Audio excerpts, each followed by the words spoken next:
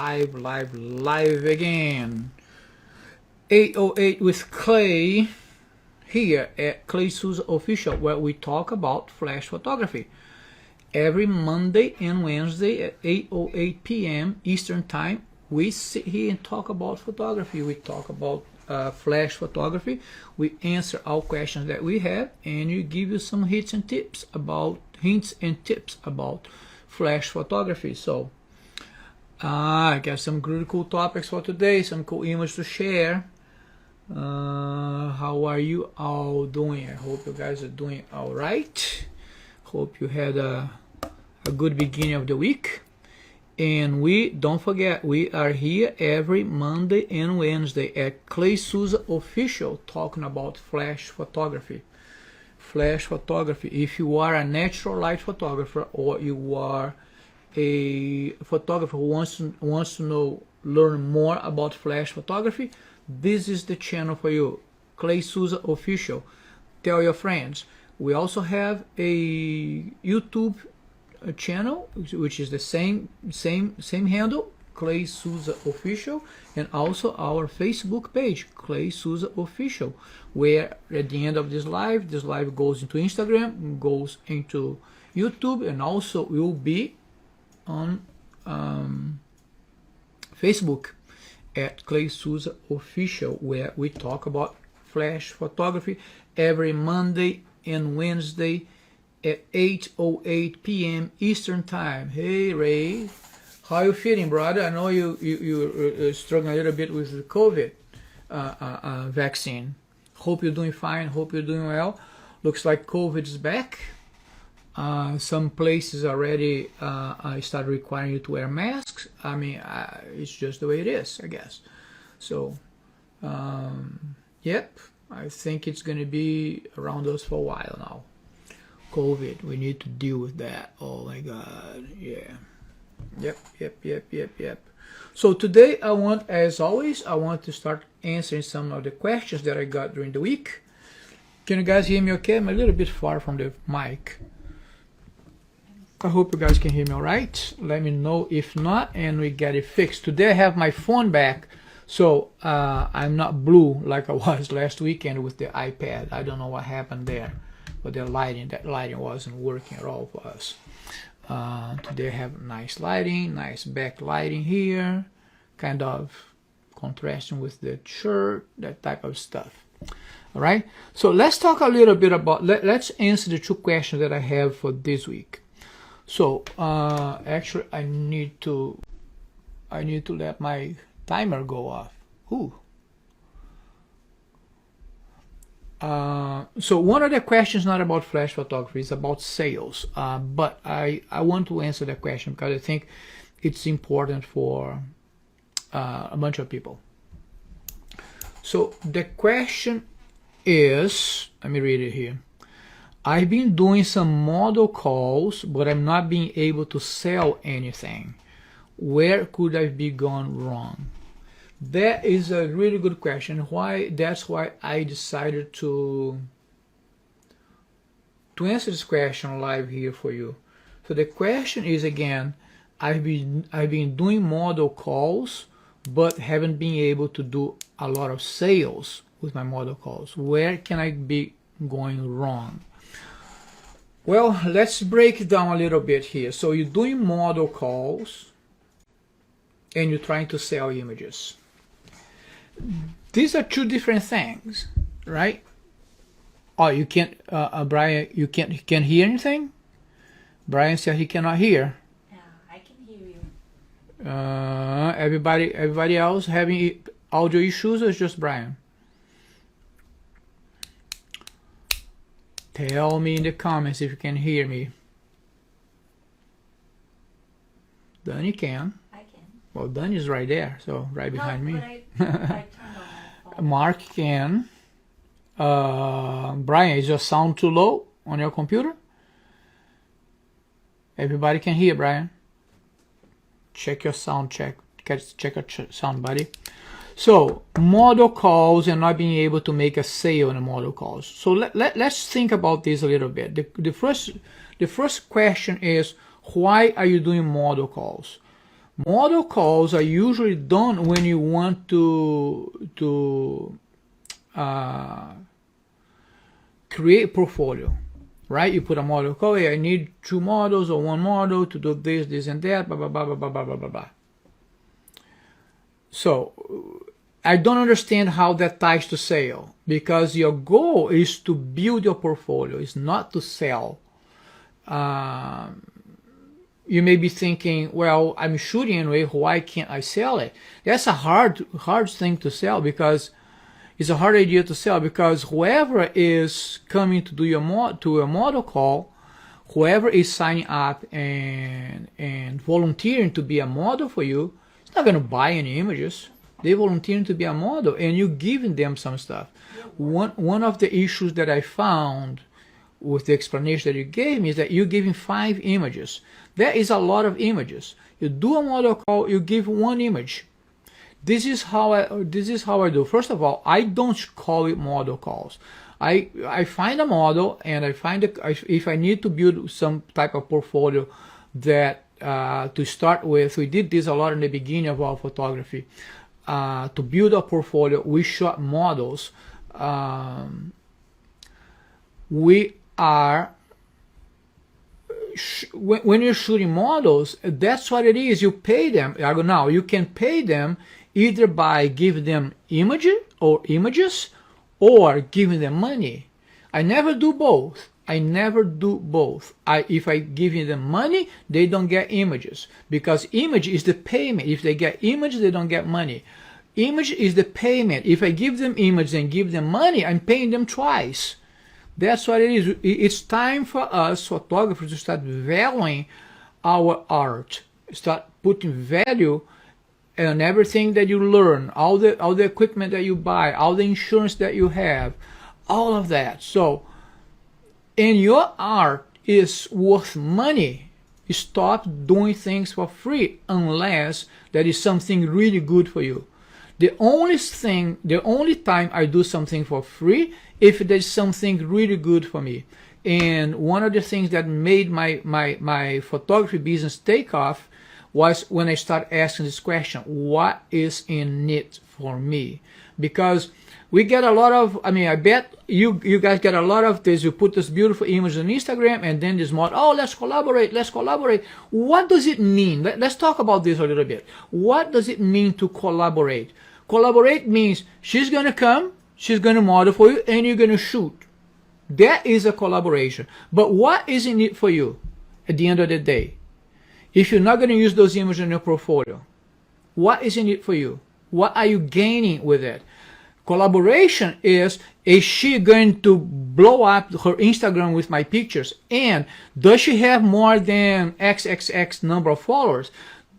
Guys, model that hits me and say, oh, I love your work, let's collaborate. I go to the Instagram, if they have like 500, 1,000, 2,000, 3,000 followers, I don't even answer that, because that's not. I want somebody with 10,000, 20,000 followers that's going to put my work up there and is going to bring more clients to me. So that's not a collaboration. That is, you're going to shoot her and she's going to get images and you can get nothing. This is what it is. You need to ask the question: what is in it for me? And I'm talking about when models contact me to shoot with them. You can see on my portfolio, you can see on my Instagram, you don't see a whole lot of those. You know, when I'm shooting models, when I need to practice a technique, or when I bought some gear. For instance, I bought a mirrorless camera. At some point, I need to take that camera out of the box. It's still in the box, and start practicing. Then I'll probably get a model to practice. So I'm going to use Danny to practice, something like that. But it is for practice. It's for my own advantage, right? This is the question that you guys need to start asking yourself: what is in it for me? What I'm going to gain on getting all my gear, putting it all afternoon or night aside, and going there, and then coming back, and then editing all those images and send it to them, because they come the model and they're gone. That's what it is. They're going to work for 1-2 hours and they're gone. You stuck with all the most of the work, so you need to have some benefit out of that. Now, if it's a model with a lot of followers, and for me, it needs to be at least 5,000 or more, like 10,000, 15, 20,000 followers. Then yes, then let's start collaborating. And this is what I expect from you. I expect you. I'm going to give you images. I'm not going to give you money. I'm going to give you images, and you're going to put those images on your Instagram, and you're going to make them go viral. Yes, that's what it. Then let's collaborate. But what we see around, at least around here, what we're seeing more and more are those Instagram influencers, right? Who have like 1,000, 2,000 followers, and they think they're influencers. And I mean, and it happens not only with models, it happens with weddings. I mean, how many times I heard from bride, oh, you guys going to blow up after this? You know what? No, we're not. No, not. After the wedding, oh, you guys going to blow up after this? No, you're not. We are not. I know that for a fact, because we've been doing this for some time now, and we've seen patterns happening, right? So to the question, why I'm doing model calls and cannot sell images? Because model calls are not made to sell images. That's simple. Model call is made for you to build your portfolio. When you build your portfolio, you're not selling images. All of these years, all of this model that I shot, I sold image to one model because I paid her cash. I didn't give her any image. And she came back and said, hey, I want to buy 3 or 4 of those images. And I sold it to her. I sold it. Money. She's going to pay for my images. Right? So again, if I'm giving them images, I don't pay money. That's the payment. Your payment is images. Are the images I'm going to give you. And I give like 3 or 4 images, and that's it. Okay, if I'm not giving them image, I give them money. I would much rather pay a model to come and model for me than give them images, because once you pay, the relationship's a little bit different. You paid it already, so she got the money already. So I pay everybody who worked with me. I pay them in the beginning of the job. I don't pay at the end of the job. I pay on the beginning of the job. Always hoping that they're going to do a good job. If they don't, I don't call them anymore, and that's what it is. All right? So model calls are not made for sale, because the psychology and the structure and the way you're going to do this is very different. If you do sales, you're going to bring the client back into your house. You're going to show a slideshow. You're going to create that emotion to be able to sell. You're not going to do that in a model call. Model call is for you to build your portfolio.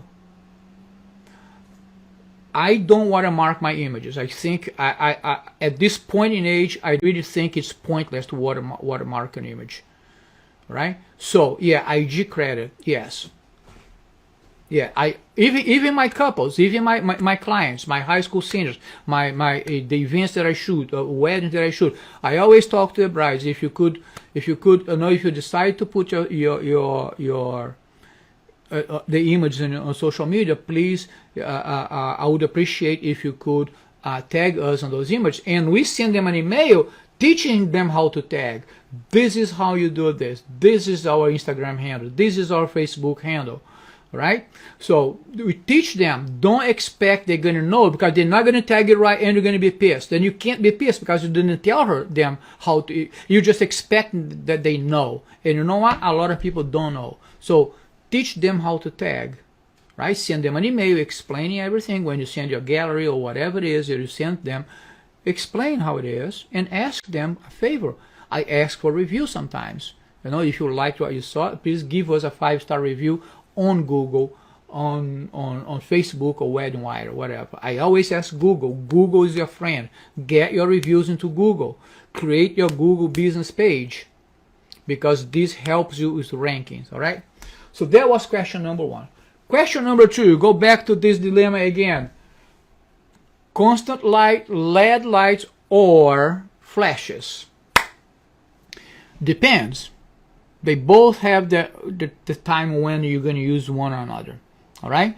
So we're talking about a flash, okay, or one of those LED panels.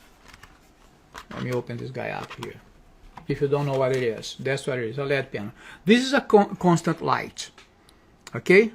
And I have 3 here. I have one over there, a ring light over there, and another panel over there. Okay, so this is constant light. There are times that you use each one of them. For instance, when I'm shooting weddings, I like to shoot my ring shots with constant light. Why is that? Because constant light is really cool, because what you see is what you get. When I'm shooting my rings, when I'm shooting my details, not much, but ring shots. Let me show you a few ring shots that we have shot. For instance, something like this, for instance, right? That was lit with an ice light. Okay? Constant light, because the light that I'm seeing there is what I'm gonna get. I don't need to be messing with flash power and flash positioning and shadows and all that type of stuff. No, this is running and gunning. You go do. I usually do ring shots on a wedding when I'm during dinner time. So I grab the rings, I have dinner, and then I shoot the rings. This is usually when it happens. So I also use a lot of this guy. This is the ice light. If you don't know what it is, just a lightsaber, right? And it goes from 0 to high. Here it's really cool. It throws really soft light. Very expensive. Very expensive. I don't think it's. I mean, I'm not gonna say it's not worth the money. I like it because it throws really soft light. Look at my face here. You can even light a model with this if you need to. I'm on power 2 now, so if I go power 7, let's go 8 because I like even numbers. Look, right? So it creates some. It creates some good lighting, right? This is great when you do ring shots. Right, because I have my assistant holding it like that for me. So the light that's hitting, I'm seeing it. It's not like I do with the flash that you're shooting and then you figure out, okay, what it is, what was the power. No, it's too much power. Decrease the power. I mean, then have shadows, all that type of stuff. Flash positioning, all that kind of stuff. Well, it is not a fluorescent tube. It's daylight balanced. This one's daylight balanced, but you can dial up and down and have all kinds of stuff.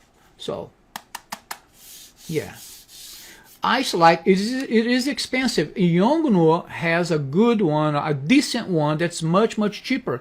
But I have that. I think the light is a little bit too harsh for me. Oh yeah, it's called the Ice Light. It's from Westcott. Designed by Jerry Guillons, scoped by Westcott. So it's called the Ice Light. And by Westcott. Yeah. Okay. Again, I always say this disclaimer, I'm not associated with any of this company that I'm talking about. I'm just showing you gear that I use on every wedding that I use. I mean, Jeff is one of my assistants that helps me a lot in a lot of weddings. He knows this. Ring shots, also getting ready. If you have decent light in the getting ready, you just need like a kiss of light on the bride. This is what I use for getting ready a lot. Right? Bring close to the bride and boom, and you're done. You don't need to be fighting flash direction, too much light, bounce here and there, and shadows and that type of stuff. Hey, Andrea, good to see you here. So yeah, that's one of the things that I use a lot. But I only use this for getting ready and ring shots. Also, when I'm doing ring shots, I always bring my little bag of tricks. Okay? So you probably have seen a lot of these shots where I have the lights on the background blurry. That's what it is. I bring this guy. This guy is always with me inside my bag. Okay, so this guy on the background, like far away, so to create nice bokeh. All right, I use this like if the venue. You got me on those. Yeah. If the venue doesn't have a whole lot of nice lighting and something cool and stuff, I always resource to these guys, right? And I also use This is like cheap stuff, guys. Light pans. Light pans, right? You can buy this at Walmart cheap. So I'm setting the ring over probably a reflective surface. I have my string lights far back there. I have my aperture as wide open as I can, all right? And I usually have those guys lighting the rings from the back, like this. So let's say, let's suppose the ring is over here. So I'm lighting them from the back, like this, and the ice light on the front. Simple like that. Easy stuff like that. Easy, very easy to do, right? So, and again, I'm trying to give you a recipe that's repeatable. I mean, the guys who assist me on weddings, you guys can attest to this. Every single time, every single wedding, when you do ring shots, this is what I bring to the table. I bring everything. I may use it all or may not use it all. It all depends on what I have on the venue. For instance, this last wedding that we shot, Jeff was assisting me. Look at this guy over here. That's a ring shot. The ring is in between the shoes. Jeff, that's on the top of that piano on the Bella Colina mansion that we shot this weekend, right? Exactly same way, ice light. So the back light, the lights that you see there, what I did for the bokeh lights that you see on the piano surface, on the black surface there, what it is, I turned this on, but instead of putting them on the piano, I kept it high, so the piano reflects that light, so it looks like the light are below the shoes, but it's just the reflection. That's what it is. Okay, and the two lights on the top there that you can see, the two orange lights on the top, that are the venue lights. This I'm shooting through on the top of a piano that they have there. And they have a kitchen, a bar on the background. So those two lights high up there are from the bar. Okay. Yes, Jeff's reminding me that I also bring a water bottle. Oh, it's downstairs. It's just a spray bottle. Sometimes I use a spray, like I use it on this ring shot here. What's the ring shot? The ring shot, guys, was created in a kitchen. Right, on the kitchen with the stainless steel sink. We put it there. I don't think Jeff was on me on this one. I think it was my handler who assisted me with that shot on that wedding. So we put the rings on a stainless steel sink. I wasn't getting reflection. If you don't get reflection, fine. Just throw some water in it. Throw some water on the surface. That's your reflection right there. What you're seeing there on the surface is water, right? We pretty much got like the spray bottle and sprayed the sink, area of the sink a little bit here, and I put the rings there. That's my reflection right there. And what you see that comes towards the lens, comes towards you, is actually water. So we kind of poured water a little bit and we're experimenting, and I was shooting and said, oh, this is going to be cool. So, and I told my handler, grab a glass of water. So he grabbed a glass of water and pour into the sink, but don't pour it like this. Pour it like this. So the water hits the sink and bounces towards the lens. And that's what it is. I'm shooting when he's pouring the lens and I'm shooting. That's why you get that effect of the water coming, those strikes. It's water coming towards us. Right? And we had like a blue gel somewhere and a light that created blue, or was done in post-production. I don't remember, really. I do not remember. It's been a while since I shot that wedding. But that is, I mean, I think that's a nice shot, right? Same idea. Two lights on the back of the ring. Two pen lights on the back of the ring. Ice light on the front. And that's it. That's it, right? It's all about being creative from there. Okay? You can also do flowers. I mean, flowers is always a good thing. Brides love those flower shots. where you put the ring on the flower. So these things that usually the rings are heavy, they will fall into the, we have to find a petal that is really tight. I was thinking about this, and I think what I'm going to start bringing now is a rubber band, like a small rubber band that I can put around the flowers and make it a little tighter so the ring doesn't fall, because it's a hassle to find one that where the ring doesn't fall inside the flower, but it creates beautiful image like that. This one has been lit just one nice light on the top like this, and boom, and you're done, you go away. Just for you to have an idea, we used this guy so much that this last wedding that we shot, I forgot to shoot the rings. I totally forgot about it. So dinner went by, was gone, and we shot the reception. At some point during the reception, they start talking about, okay, let's do the gather toss and everything. And they decided to cut the wedding earlier because people were leaving about 1 hour earlier. And then and the coordinator came to, we're gonna do the gather toss and bouquet toss and the gather, and then we're gonna do the send off. When they said that, Danny came to me and said, we didn't do the rings yet. I was like, oh crap, we didn't do the rings. So I told Danny, okay, you go and do what you need to do over there with them. I'm going to shoot the rings. And I told Jeff, we forgot to do the rings.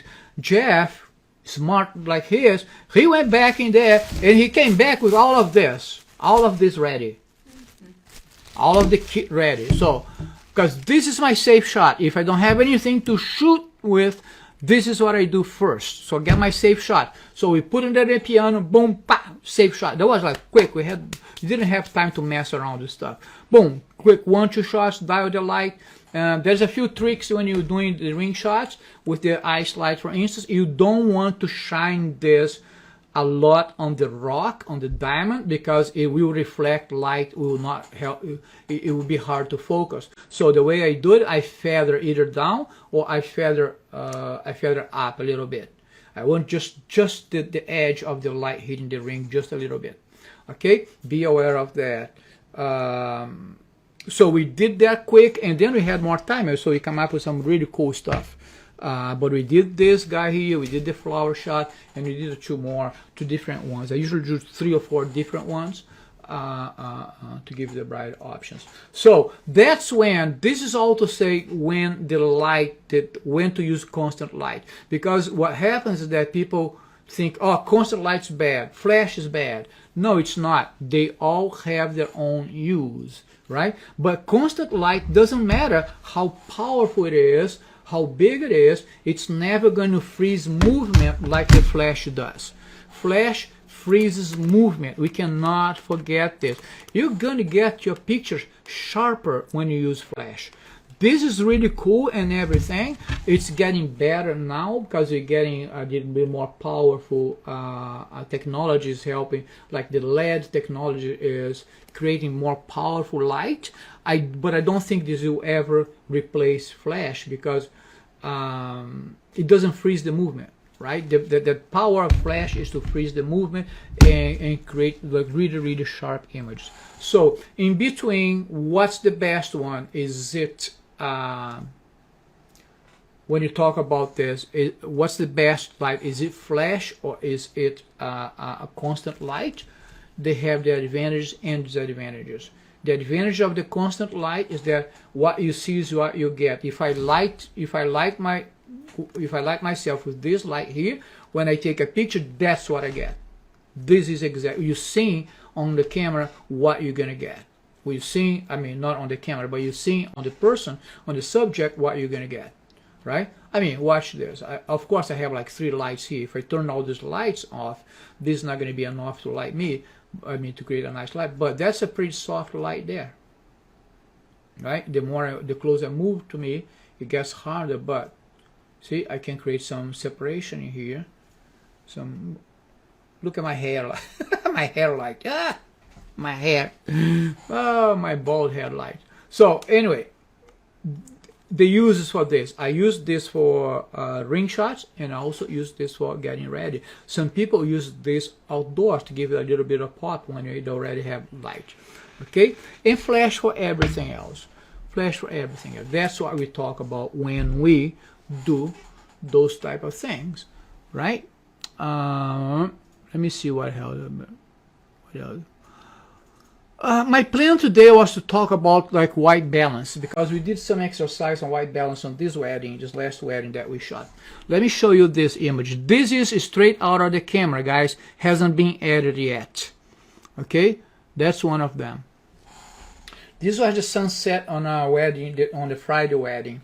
Okay, so shutter speed 1/200 of a second, f5, ISO 200, and white balance at 8400. Why that white balance? So this is how we shot this. So we had the sunset. The sunset wasn't quite orange yet, but I really wanted something orange. But I saw some oranges. The sun's there. There's going to be some orange in there, right? So what we did, we shift the white balance. We dialed the white balance all the way over to the maximum, which is on my camera, at least the Kelvin goes up to 10,000. So I tried 10,000. It was a little bit too much, a little bit too fake. I went down to 8,400. Okay, 8,400. That's where I found that it would be a good compromise for me. But what happens when you do that, the whole scene becomes orange, right, including your subject. So I have one light set up here. I think this was a Flashpoint 600, Explore 600 on them, because I'm at, where am I? I'm at f5 at that point. So you can see that I'm at f5. Look at the trees, how dark the trees are. So you're cutting a lot of light at that point. I was at f5, and ISO 200, white balance at 8400, and shutter speed at 1/200 of a second. So one light, camera left, right, and then we shot that. So, but on the flash, in order to compensate for the white balance, because when we shift the white balance to close to 10,000, I mean, when you make more orange, it makes the entire scene orange, including the couple, including the subject. Okay, and then we put, what we do, we put a blue gel on the light. The blue gel offsets the orange on the skin and bring the skin tones back to what it is. Okay, so that's how you do the white balance shift. So your white balance goes up there, and you need a blue gel, a CTB, color temperature blue, not a creative blue gel. It's a CTB, it needs to be a CTB, color temperature blue. You have those on half CTB, full CTB, 1/4 CTB, or I think we use a half CTB on that one, and probably that's why I didn't go all the way to 10,000 on that, because I knew that the half CTB would not be able to handle that. Jeff saying this with 2 ADs. That might have been, yeah. Oh, it's my timer. Yeah, there might have been 2 ADs. I'm not sure. I thought it was the 600, but anyway, 2 ADs shooting there. It's the same thing. So that's the white shift balance. Okay, you can go the other direction too if you want to make a morning scene or afternoon scene looks like it's dark, it's night. You just shift the white balance on the other direction. How do you remember all of this, Jeff? Jeff saying we used the 600 on Saturday. I mean, I don't remember. I don't know how you guys remember all of that. Kudos to you.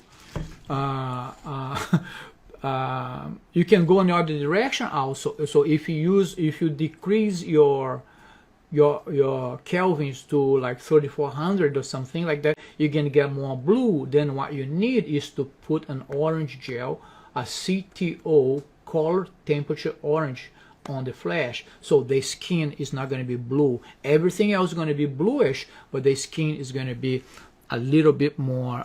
It's going to be on the right temperature. Right. Another shot that we did the same thing was this one here. Okay. So as you can see, this was a little bit later on the night.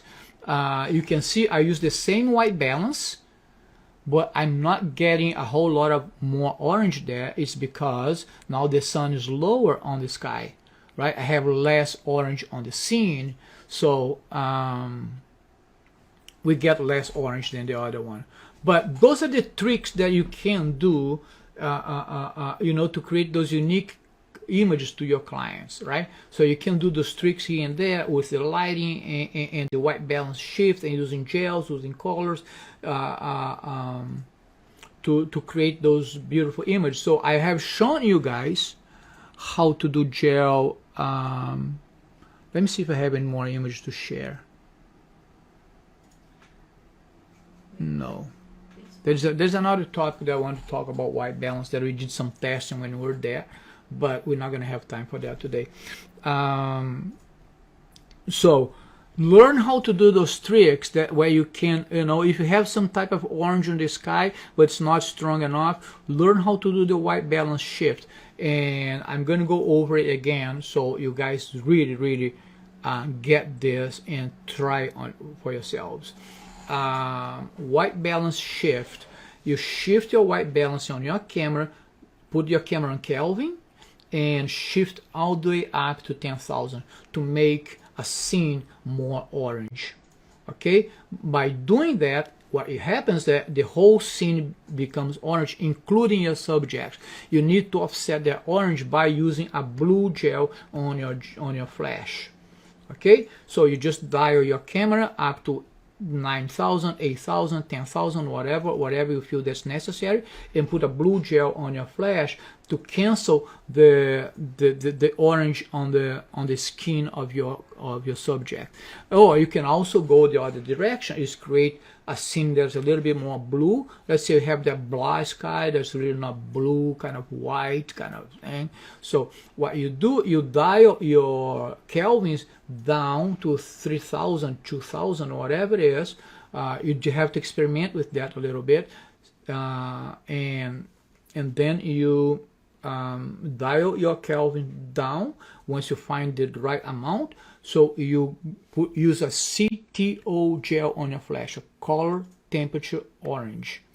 Okay, that to offset the blue out of the that's going to be the Kelvin. When you go down the Kelvin to 3,000, is going to make the whole scene blue, including your subject. That's why you need the CTO color temperature orange gel in your flash, because your flash is going to light the subject only. I mean, the camera is going to capture the ambient light, but your flash lights the subject. So with a gel, so they're not going to be blue anymore. They're going to go back orange, because the CTO gel is going to make the flash light that is white, it's going to make it orange. So that way you have that deep blue scene with your subjects still in with a natural skin tone. Now, all of this depends on experimentation. You have to go there, you have to practice, you have to go there, and it will change depending on the scene, depending on how much light you have, depending on how much orange or how much blue you have on the sky. Each day is different. Don't think that, oh, I used these settings this time, this is what's going to be everywhere. No, it will not. Every time it will change. If you do this during the day, 3 o'clock in the afternoon, it's very different from doing on a sunset or on an early morning, on a sunrise.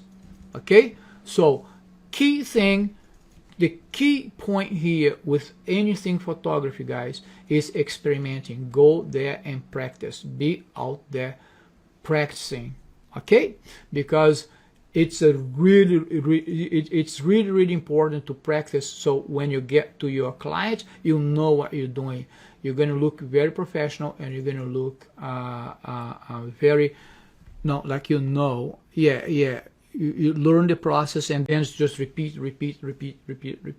When you see that scene that way, so, oh, I can do a white balance shift here. I mean, I told you this to Jeff before we start shooting that sunset. I looked at it and said, oh, we have some orange there. I told Jeff, we're going to do a white balance shift. Can you go back to the bag and grab the blue gel for me? Okay, because I already knew that what I was going to do. Again, if you look at something like if you think of something common that I keep saying, like every day, I knew what I was going to do. I knew what I was going to do. I knew what I was going to do. Because go back to that mindset video that what we talked about the other day here. If you don't know what you want, how can you like your subject if you don't know the final result? If you don't know what you want as the final result? I mean, it's just not going to happen. You're going to be just putting lights up there and trying things here and there, and sometimes it works and sometimes it doesn't. What you need to do is have a repeatable process by knowing what you want, a repeatable process that you're going to be able to repeat over and over and over again, and being creative. Change a little bit here, change a little bit there, experiment with it to be more creative. All right? So I think that's it for tonight. I truly appreciate you being here again with me, talking about photography. And you know, we are here every Monday and Wednesday at 8:08 p.m. Eastern Time, talking about flash photography. So if you know anybody that wants to learn flash photography, direct them to this channel, direct them to this Instagram account. We also have our YouTube channel, that's also Clay Souza Official, and also our Facebook page, which is Clay Souza Official. So Ray is saying, I need to practice this, like you tell me, Clay. Delmar, like you tell me, Delmar, you got all of this stuff.